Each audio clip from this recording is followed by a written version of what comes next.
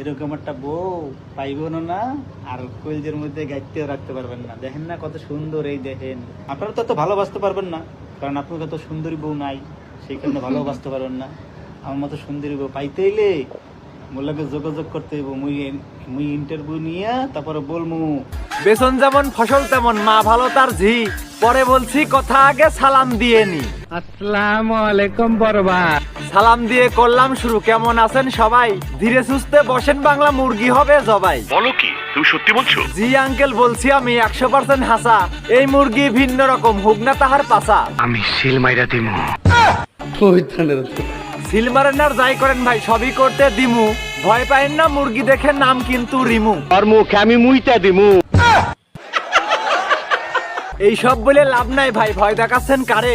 পাতা হালকা মুরগি হলেও 4-5টা পারে। বলেন কি? ঠিকই বলছি খালামণি, একে একে গুনেন। কয়জনে করে বলছে দেখেন, তাহার মুখেই শোনেন। যেমন এই যে আপনি আজকে করলেন, এরকম আমাকে আরো 4-5 জন করে। হালাই কি হাত ফেল করবে? মোশাররফ ভাই কি যে বলেন, এসব চুরির আগে জামাই থাকার পরেও তাহার ইলেকট্রিক মেশিন লাগে। আমি বিশ্বাস করি না। শোনার পরে বিশ্বাস করবেন, আমি আর কি কমু। নিজেই বলছে বাতা হালকা, বাতাসি বেগম রিমু। জামাই মেশিন বের হইছে। কি আশ্চর্য কথা। আশ্চর্য হবার কিছু নাই, ব্যবসা করে ভাগে। নিজের জামাইও বলে তারে সানির মতো লাগে। দেখতে কিন্তু আসলেই সানি লিওনের মতো লাগে, কিন্তু আমি বলি না। জামাইয়ের কথা কি বলবো, বউয়ের কথাই নাচে। সার্ভিস দেয় পরপুরুষের জামাই শুধু চাষে। হাসির কথা বলি নাই ভাই, সঠিক বলছি আমি।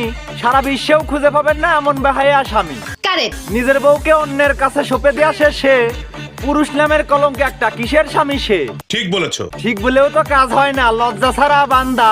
নিজের বউকে টাকার জন্য ঠেলা খাওয়ানোর ধান্দা। কি বলছিস? রাগ করেন কেন আমার উপর? সদ্যও ভাই মিশা, দেখেন একটু এই পুরুষের বউয়ের মুখের ভাষা। আর সবই হচ্ছে যে মুতার জায়গায় গুঁতা দেওয়ার ধান্দা। এমন সন্তান হতে পারে পিতৃ পরিচয় ছাড়া, এটাই হলো লিগেল কথা। বউ বেঁচে খায় যারা। ঠিক বলেছো। এসব মুরগি পাড়ায় পাড়ায় সুযোগ খুঁজে বেড়ায়, টাকার জন্য অন্যের তলায় ডিম ফুটাতে যায়। কথা কি ক্লিয়ার না ভেজাল আছে? বোঝো নাই ব্যাপারটা?